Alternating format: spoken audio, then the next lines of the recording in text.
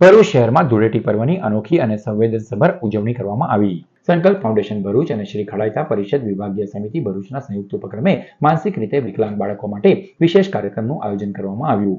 ભરૂચ સ્થિત કલરવ શાળામાં આયોજિત આ કાર્યક્રમમાં બાળકો સાથે ફૂલોની મદદથી ધૂળેટી પર્વની ઉજવણી કરવામાં આવી.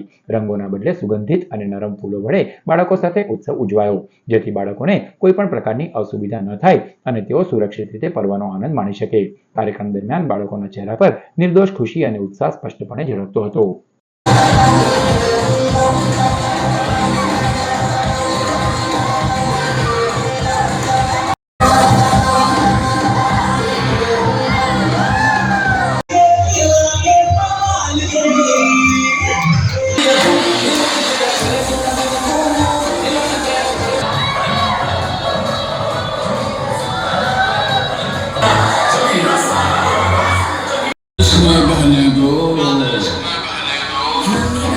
Kalian berdiri ke senja, ku tak tahu.